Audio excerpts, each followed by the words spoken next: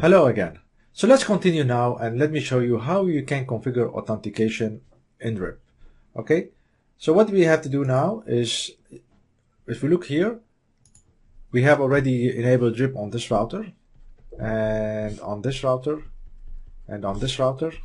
Okay, and we have tried to ping between the routers and everything is okay. We try to ping from this router to 3.3.0.3, this working, and also vice versa to 1.1.1.1, and it's working. We have also made here this interface passive, okay? But let's say we didn't do passive this interface and someone has put the PC, or he's on his PC putting some type of software which can emulate a router, and then he can enable RIP. In this case, he can receive all RIP, okay? All RIP messages, and he can be like a router on our network, which we need to avoid.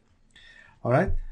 So what we need to do at this moment is to make authentication between the router 1 and router 2. That's what we need to do, RIP authentication.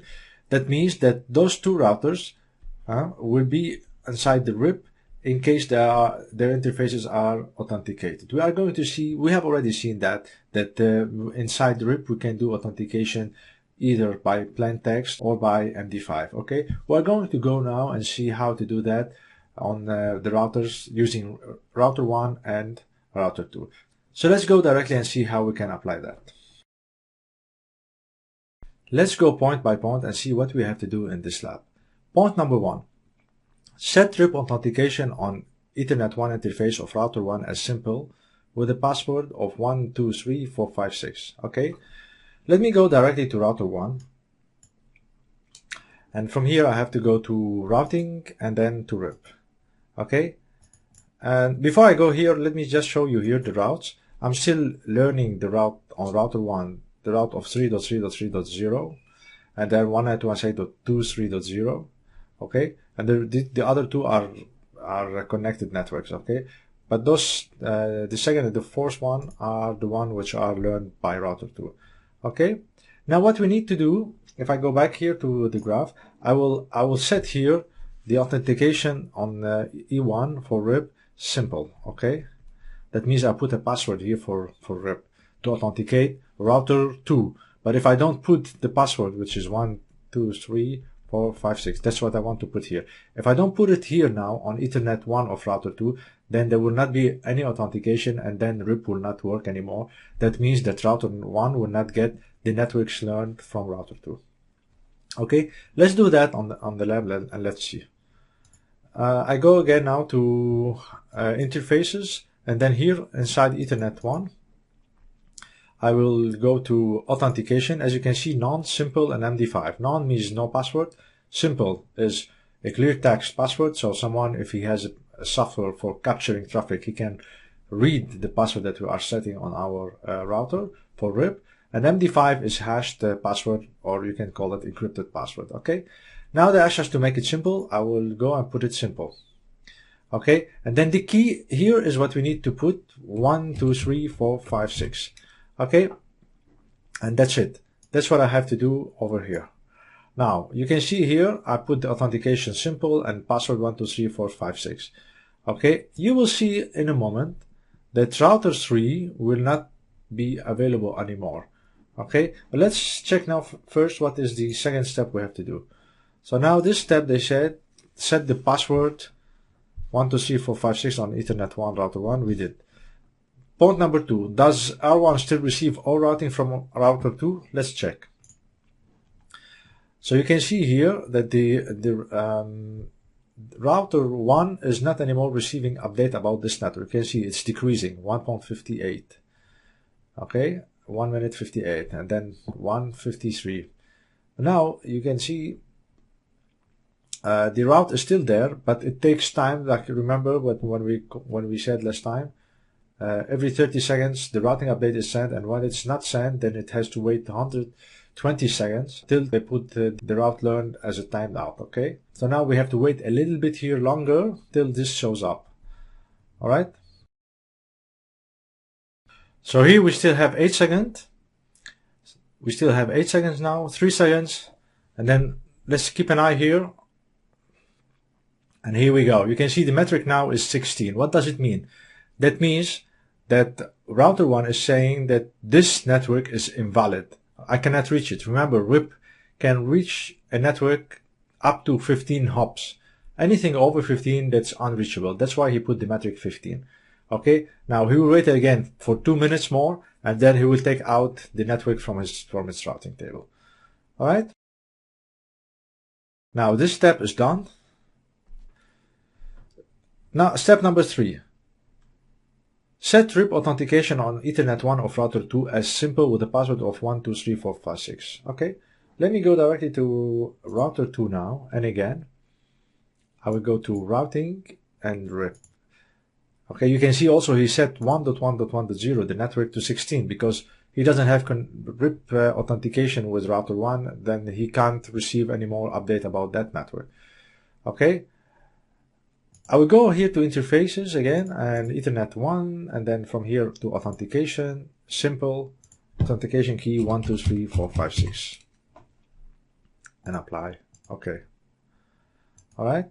So now we shall see in a moment that this metric of 16 will go away, and then it will have the metric which is the hop to reach 1.1.1.1, which should be normally 2. Okay.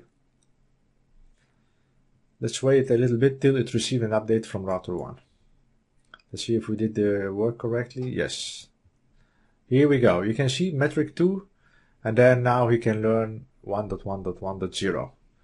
Okay, same if I go to router 1. This is router 1 now, and also you can see he was putting this as 16 metric. Now it is 3 to reach 3.3.3.0.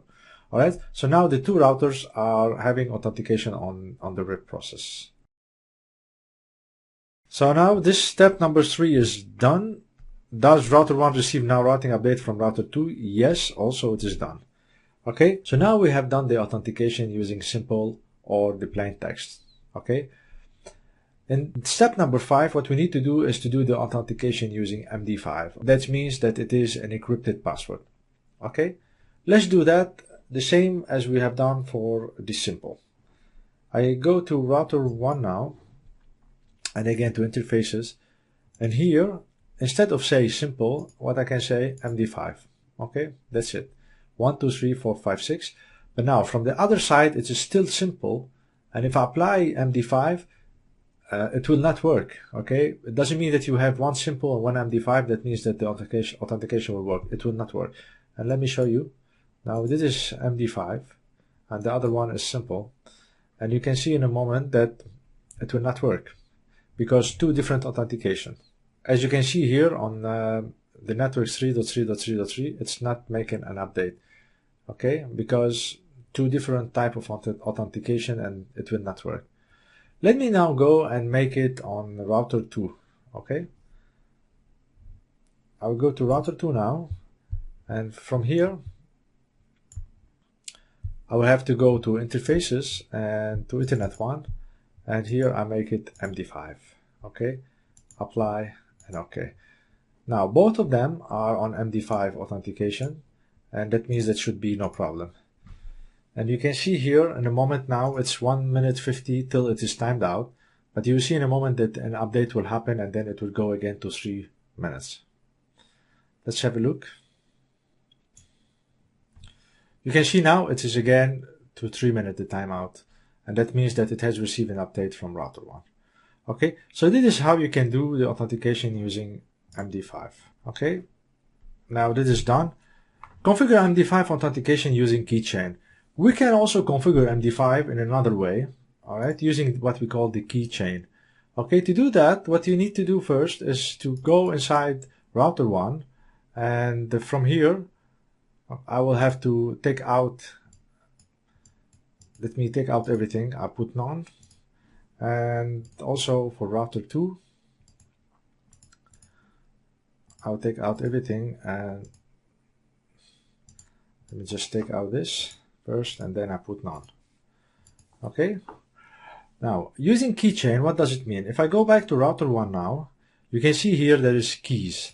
A keychain is a chain of keys that you can create. All right, you can call it whatever you want. Let's say keychain RIP authentication. Now, what is important, the keychain, you can name it on each of the router by different name. That's not a problem. What is important is the key ID and the key to be the same. Okay, key ID is 1, and I put the key here 1, 2, 3, 4, 5, 6. All right, so I have just created the keychain over here. Let me just also show you something here, that the keychain has a date. You can say state from which date it start until what date. Okay, now I will keep it to forever. Okay, that's no problem. And then what we need to do, we go again to interfaces here. Inside interface Ethernet 1, I will say that it is MD5, but here, instead of putting here 1, 2, 3, 4, 5, 6 on the authentication key, I can put RIP authentication that I have just created. Okay, as simple as that. And then I say OK. Also from the other side on router 2, if we see now again that it will now start not working, because you have from one side with authentication and the other side is without. So one is with authentication and the other side is without authentication. So what we need to do now, we have to do the same work that we have done on router 1. I go here to keys, and then here I can put any name I want. Let's say MikroTik. It's no problem, the name of the keychain, but what is important is to have the key ID the same, and here the key the same also. 1, 2, 3, 4, 5, 6. Okay. So now we can see that it's starting timeout for the learning 1.1.1.0. Let me now go to interfaces. Inside Ethernet 1, we go to MD5, and from here I say MikroTik. Okay, then it will take the password that it is created inside MikroTik. Let's have a look here. 1.1.1.0, after 1 minute for 48 seconds, it will be timed out. Let's see if it will receive now an update from router 1. Let's have a look. If it receives an update from router 1, it should go now directly to 3 minutes. Otherwise, we have done something wrong in our configuration. Here we go. You can see it just updated now, 2 minutes 56. All right. So this is how you can configure keychain. Just to show you that if I change here the key, I put it 1, 2, for example, and from the other side I put it 1, then it will not work. Let's try. Okay, I'll put it now 1, 2, and I will wait a little bit and see. If it receives an update, that means it will work, but it should not. And if it doesn't receive an update, then that means that changing the key can be a problem. Okay, let's wait a little bit and see about 1.1.1.0. So as you can see now, there is still 1 minute 16 seconds to be timed out. That means it's not working. We should have the same over here. If we go to the interface, okay, actually we have to go to keys. We have to have the same key ID so it works. Let me put it 1 again, and then we can see now directly that the timeout will go to 3 minutes again. That means that the authentication is happening. Okay, let me now go again and see if we still have any steps to do. Configure MD5 authentication using keychain. It is okay. So this is really what I wanted to show you in this lab. I hope you enjoyed it, and I see you in the upcoming lecture.